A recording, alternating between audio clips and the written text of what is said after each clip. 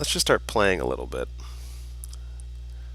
So he's got spiky blown back hair. And as I do all of these design choices, I'll give you rationale as to why I'm making these choices.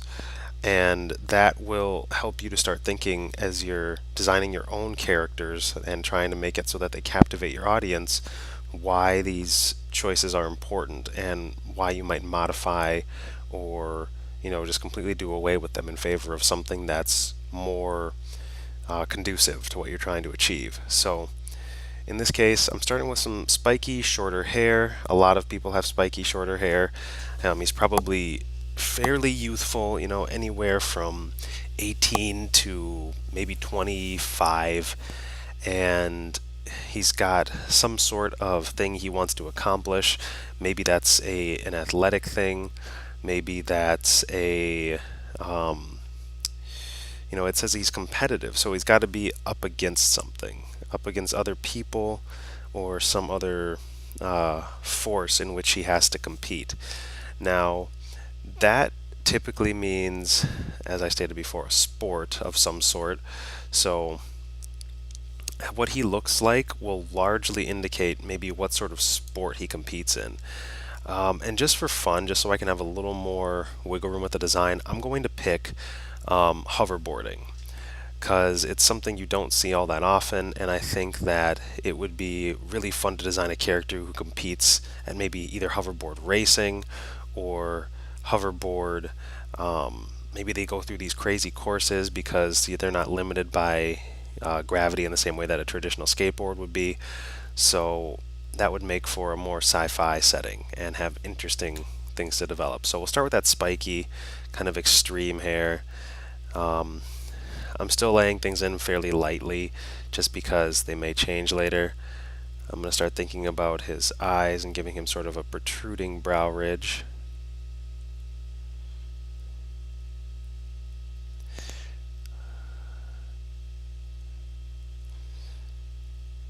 And get some eyebrows in there. Add a little spike or peak just to kind of help heighten that sense of him being a contender. This one's already a little low, I can see. Sometimes I'll just lay in super simple eyes just to get basic um, the basic proportions down. Eyes are typically an eye distance apart, although since he's facing a 3/4 view, you know, that means that he is not turned to the pure front, not turned to the pure back, or turned, purely sideways orthographically. He's about 3/4 turned, toward camera. He's not fully turned, which would be, straight on. So since he's 18, he's probably got a little bit of a jaw already, maybe 18 to 24, so or 25, whatever I said. And we're just going to start laying in the nose, which is about 2.5 eye distances down. I start with the nostrils and then sort of carve the nose bridge. You can add little super subtle marks to kind of delineate some of the bonier structures of the face. You can have him looking sort of forward.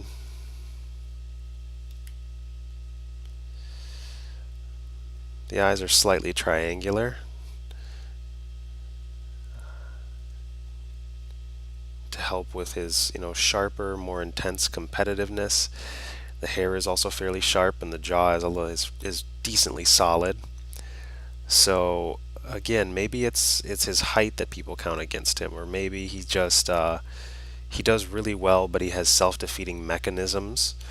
There are any number of traits that a character can embody, and you can try to make those apparent through their design, and if the story permits it, kind of change those characteristics as you go.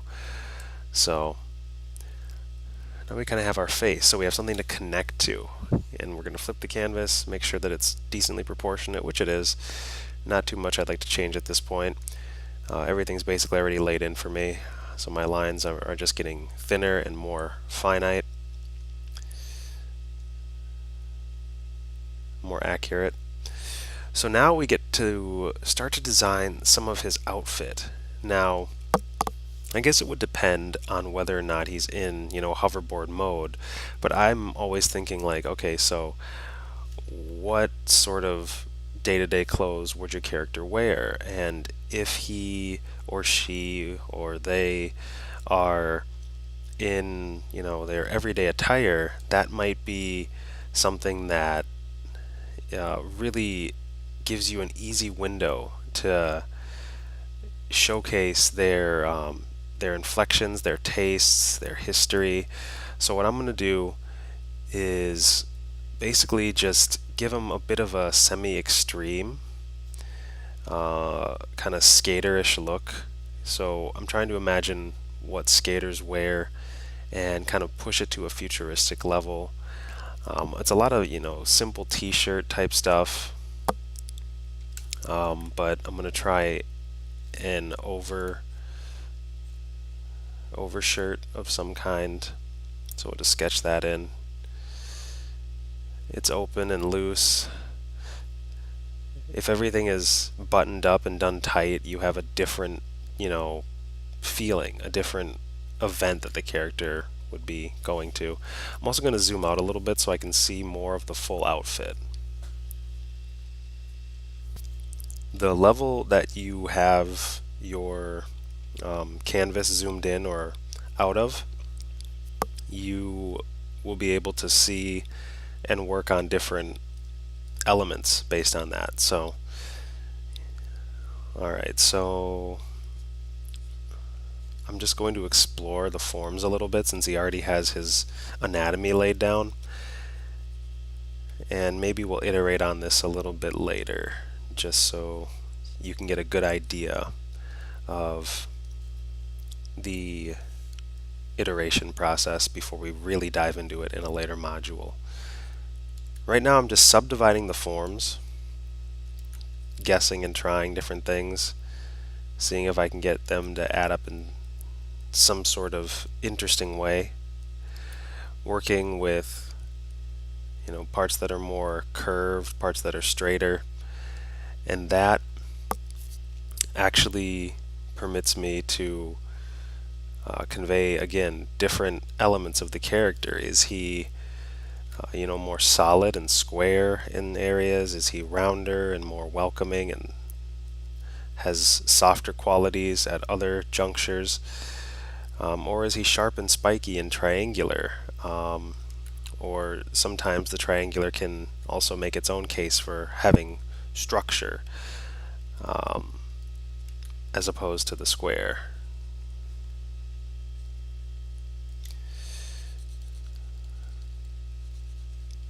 So he's got rolled up sleeves.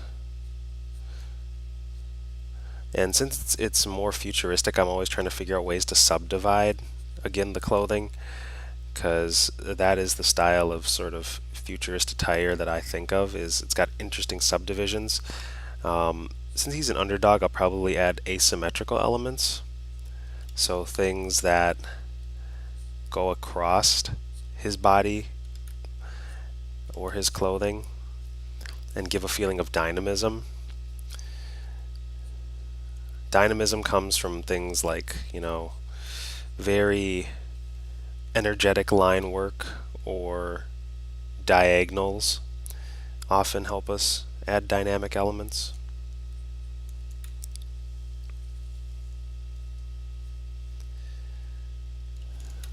Do a quick flip.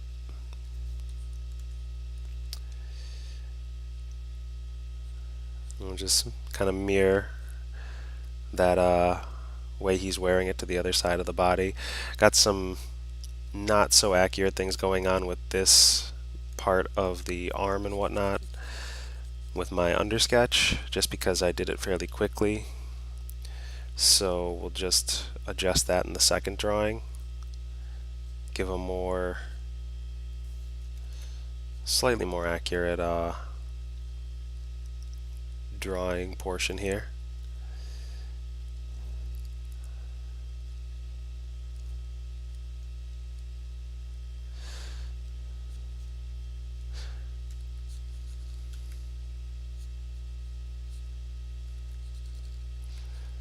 Now, I'm always thinking about where the clothing terminates, the endpoints of any given clothing, because that'll say a lot about the design.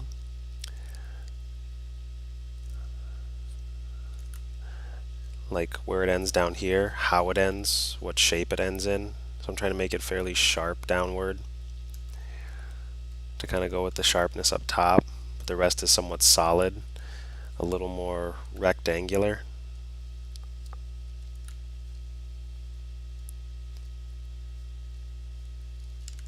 Don't want to give him too many stripes or he'll end up looking like the criminal.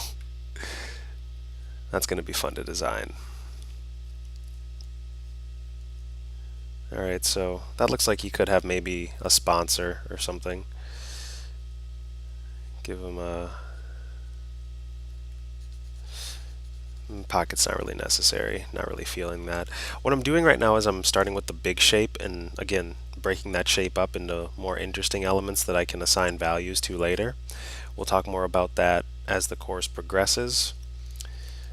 The undershirt I'm going to have be sort of a little more extreme and raggedy. Not quite raggedy, but like purposefully cut, if that makes sense. Where it sort of has a looser appearance to go with the tighter jacket. It's got an interesting edge where it terminates.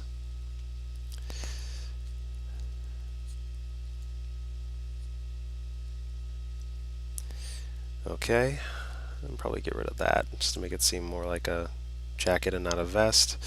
Because when I close it off right here, it automatically becomes a vest. You see how simple the clothing kind of demarcations are?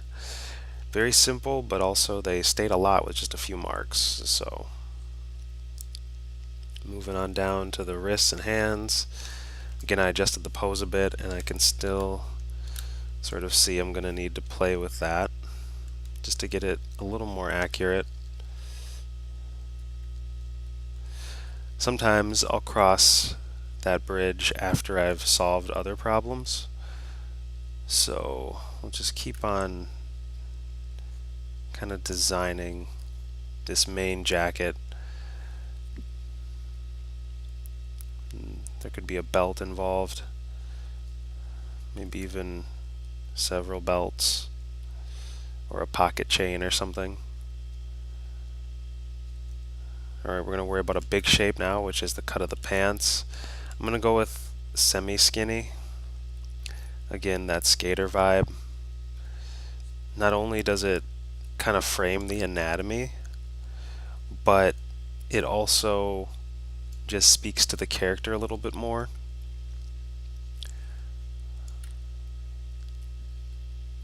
So our contender, he's, fairly capable, I would say, fairly talented at what he does. However, there's always this element of people underestimating him, and that's what makes it special when he really rises to a particular challenge and does what is seemingly impossible.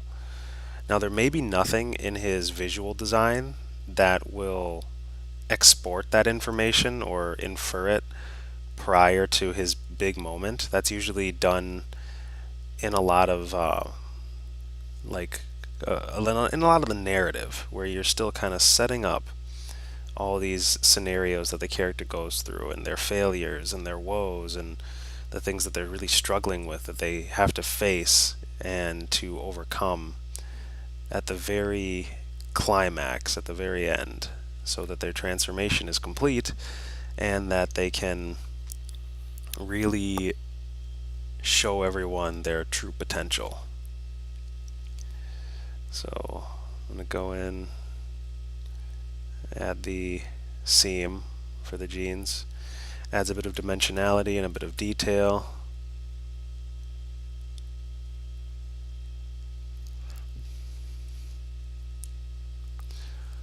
So pants are made of semi-flexible material. They're not full denim anymore. And so while I don't know that material offhand, I do know that it allows for a lot more range of motion. And so even if you have tighter looking pants, it doesn't necessarily mean that they're actually tight pants.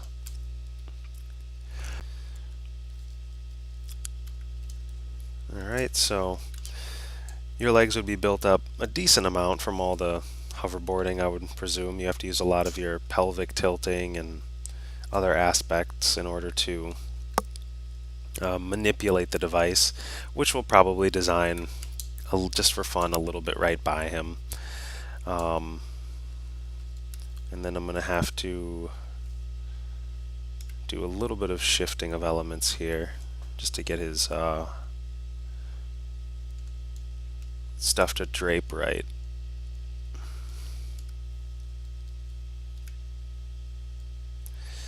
So you can see this is the process in a nutshell of garbing the figure. Now I gotta discover some tight shoes, some really cool functional shoes, because if you know anything about kind of the skateboarding world, there were shoes and shoe brands that catered specifically to skaters and still do, just because they work really well with the grip tape of the board, make it easy to perform the specific sport, just like there's shoe companies that cater to, soccer or baseball, and the design of the particular shoe is always in alignment with the goals of the person in the sport, whether it's a shoe for training or a shoe for actual practice. So I'm just going to imagine what it would be like to have shoes that are meant for hoverboarding. Since you're going to be on your board and on your feet a lot, they're probably pretty comfy, so I'm going to give it sort of a bigger tongue, sort of a puffier tongue that will kind of cushion and comfort as you rock and roll back and forth. And the cut of the shoe, probably fairly standard. I'm going to give it an X, so you know it's extreme. No, in all sincerity, there's lots of reasons to use different symbols and motifs, and there's lots of different connotations or ideas behind, you know, the alphabet or X or any of those things. So I imagine by this time in the future, shoelaces will probably be phased out. I'm going to go a layer above just so I can more freely draw the tongue and whatnot. Then we got the surrounding elements as the shoe was sort of stitched together. It's got a good sole on the bottom. I'm just going to roughly kind of sketch in some of the parts on the other shoe, just from the appropriate straight-on angle, sort of balancing the pose out here.